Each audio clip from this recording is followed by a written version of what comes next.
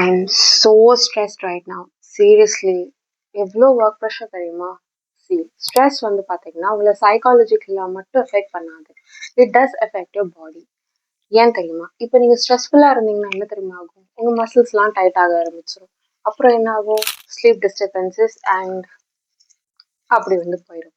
So அதனால தான் வந்து ரிகவரி ஃபேஸில் வந்து ரிலாக்ஸேஷன் ரொம்ப முக்கியம்னு சொல்லுவாங்க. ஏன்னா when you're relaxed, your body is relaxed. When your body is relaxed, your muscles are not tight.